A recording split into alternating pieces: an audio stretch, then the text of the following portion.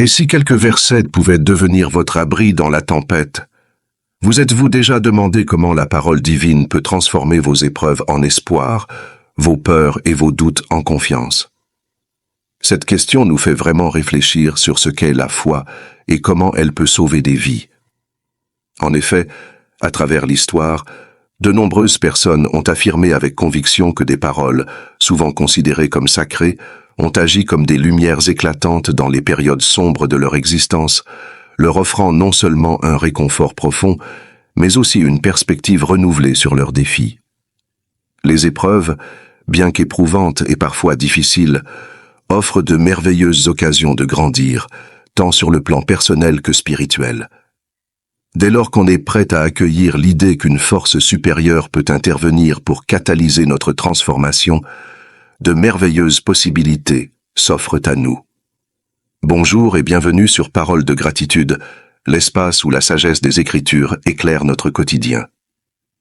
Aujourd'hui, je vous invite à un moment hors du temps, à la découverte du psaume 91.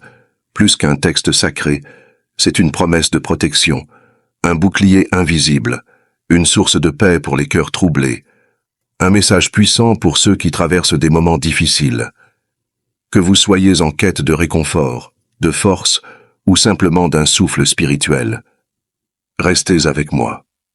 Ce psaume pourrait bien être votre refuge. Avant de prier, il est impératif de partager une information essentielle. Je vous recommande de relire le psaume 91 au cours des 7 prochains jours. Chaque jour de cette période, rappelez-vous que tout ce que vous entreprenez en lien avec le chiffre 7 va renforcer vos bénédictions. Le chiffre 7 est un symbole puissant de perfection, et selon la parole de Dieu, il incarne la victoire ainsi que l'absolu divin. Il est essentiel de consacrer 6 jours supplémentaires à la relecture du psaume 91, car cela vous mènera à un total de 7 lectures, optimisant ainsi les bénédictions du Seigneur dans votre existence. Installez-vous confortablement, respirez profondément, et permettez à vos cœurs de s'imprégner de ces paroles éternelles avec assurance. Unissons nos cœurs avec une joie rayonnante dans la prière, car chaque pensée, qu'elle soit exprimée ou gardée en silence, éclaire merveilleusement notre cheminement collectif. Maintenant, prions avec une foi ferme et résolue. Prenons un moment pour nous rassembler dans la sérénité de notre esprit et ensemble, ouvrons nos cœurs à la lumière qui nous entoure. Vous pouvez répéter après moi ou le faire en silence, dans votre esprit, en vous laissant guider par la profondeur de ces mots qui nous unissent et nous élèvent vers le Seigneur. Lecture du psaume 91. Celui qui demeure sous l'abri du Très-Haut repose à l'ombre du Tout-Puissant. Je dis à l'Éternel, mon refuge et ma forteresse, mon Dieu en qui je me confie, car c'est lui qui te délivre du filet de l'oiseleur, de la peste et de ses ravages. Il te couvrira de ses plumes, et tu trouveras un refuge sous ses ailes. Sa fidélité est un bouclier et une cuirasse.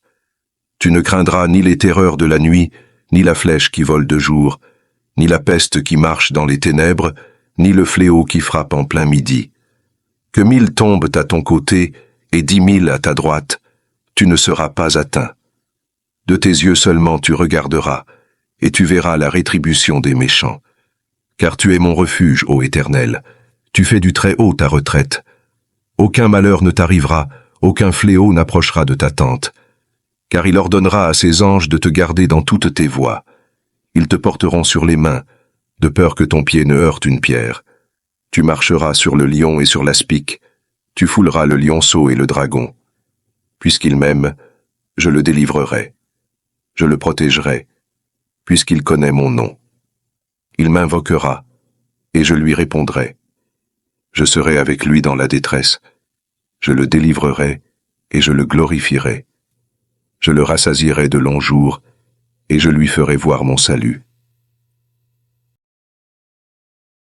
Les versets 1 à 4 illustrent la promesse d'un refuge divin, soulignant l'importance de se tourner vers une source supérieure de soutien en cas de détresse.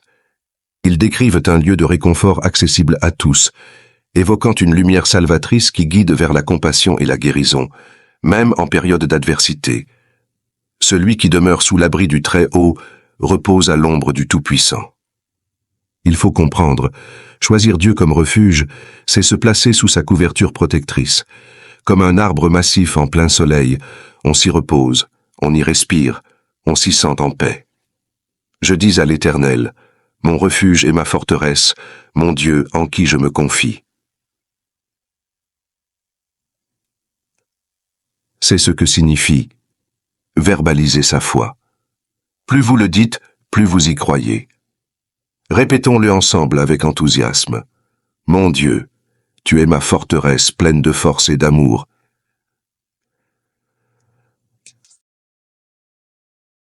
Il te couvrira de ses plumes, tu trouveras un refuge sous ses ailes. Une image puissante, douce et réconfortante, celle d'un Dieu mère qui nous enveloppe comme un aigle protège ses petits. Les versets 5 à 8 nous encouragent à surmonter la peur et à cultiver une force intérieure, essentielle pour affronter les défis de la vie avec résilience et paix. Verset 5, « Tu ne craindras ni les terreurs de la nuit, ni la flèche qui vole de jour. Ces terreurs sont nos pensées anxieuses, nos insomnies. » Ce psaume est un calmant spirituel, un bouclier psychique. Verset 7, « Que 1000 tombent à ton côté, et 10 000 à ta droite, tu ne seras pas atteint. » Même si le monde vacille, toi, tu demeures debout. Toi, tu es protégé par ta foi. Imagine un instant. Autour de toi, tout semble s'effondrer. Les nouvelles sont sombres, les épreuves se succèdent, l'inquiétude ronge les cœurs. C'est comme si le sol sous tes pieds devenait instable. Tu regardes à gauche, des personnes abandonnent. À droite, d'autres s'effondrent sous le poids de la peur. Et pourtant, toi, tu restes debout. Pourquoi? Parce que ta foi est ton pilier. Parce que tu n'es pas seul. Tu t'appuies sur quelque chose, ou plutôt quelqu'un, de plus grand que toi. Ta foi agit comme une racine invisible, profondément ancrée dans la terre divine. Elle ne se voit peut-être pas, mais elle te tient, elle t'alimente, elle te stabilise quand tout autour chancelle. La foi, ce n'est pas l'absence de tempête. C'est la certitude que, même en pleine tempête, tu n'es pas abandonné. C'est comme une lumière intérieure que rien, absolument rien, ne peut éteindre. Et le psaume 91 vient te le rappeler avec force. Que 1000 tombent à ton côté, et 10 000 à ta droite, tu ne seras pas atteinte.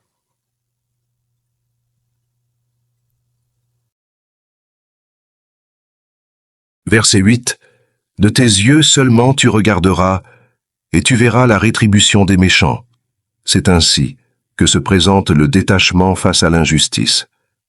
La foi te soutient et t'empêche de sombrer devant la cruauté du monde. Ce verset est un cri d'assurance. Il ne dit pas que les dangers n'existent pas. Il dit que toi, tu es mis à part, que toi, tu es enveloppé d'une paix qui dépasse l'entendement.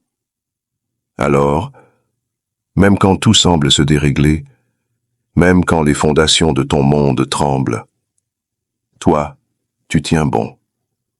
Toi, tu marches avec une lumière invisible. Toi, tu vis sous un ciel protégé. Et c'est là tout le miracle de la foi. Ceux qui croient, même en silence, même en secret, sont portés par une force que rien ne peut vaincre. Les versets 9-16 illustrent la nature de l'amour divin et la récompense qui en découle. Versets 9 à 10. « Car tu es mon refuge, ô Éternel, tu fais du Très-Haut ta retraite. Aucun malheur ne t'arrivera, aucun fléau n'approchera de ta tente. » Voilà une parole qui frappe le cœur.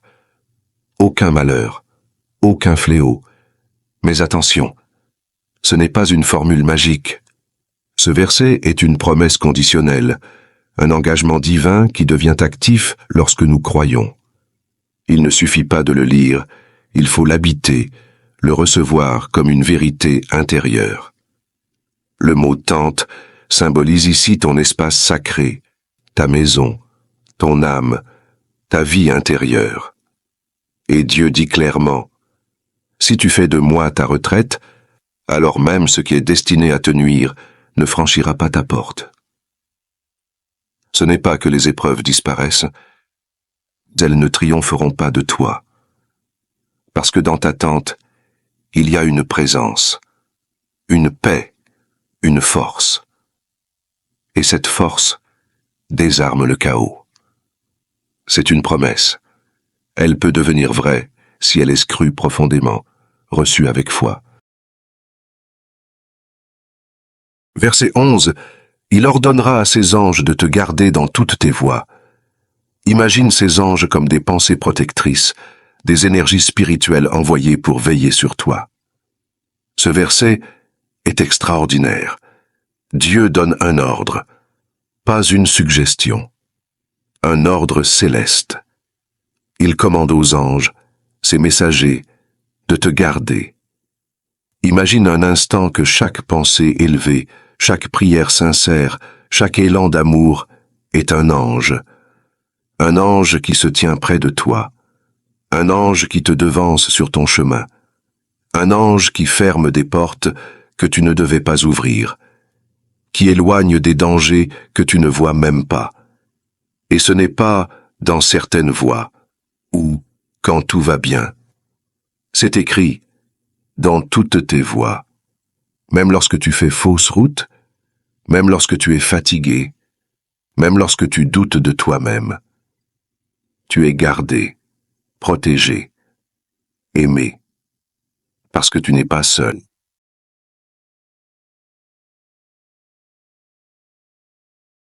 Versets 14 à 16. Puisqu'il m'aime, je le délivrerai, je le glorifierai. Ce verset est un contrat spirituel. Si tu aimes Dieu, il s'engage à te libérer, à t'élever. Puisqu'il m'aime, je le délivrerai, je le protégerai, puisqu'il connaît mon nom. Il m'invoquera, et je lui répondrai. Je serai avec lui dans la détresse, je le délivrerai, et je le glorifierai. Je le rassasirai de longs jours, et je lui ferai voir mon salut. Ces versets constituent le sommet du psaume. C'est Dieu qui s'exprime directement. Et ce qu'il dit ici est bouleversant. Puisqu'il m'aime, je le délivrerai.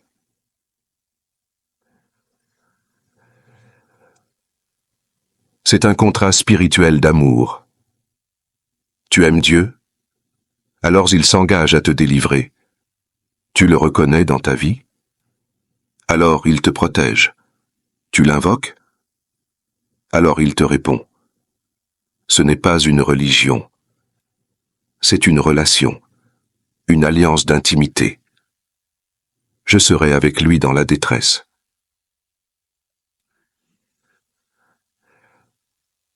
Dieu ne te promet pas l'absence de détresse, mais il te promet sa présence dans la détresse. Il ne te dit pas que tu ne passeras pas par le feu, mais il te dit « Je marcherai dans le feu avec toi ».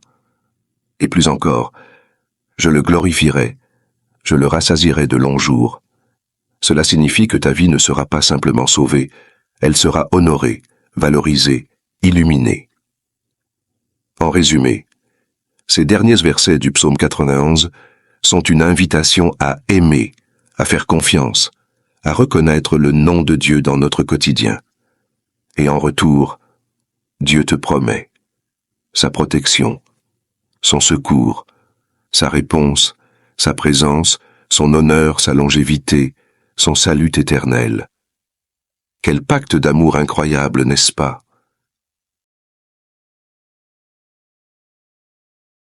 Alors, pose-toi cette question. Et moi, est-ce que je l'aime? Est-ce que je l'invoque? Est-ce que je vis cette alliance? Parce que si tu dis oui à ses promesses, Dieu dit oui à ta vie.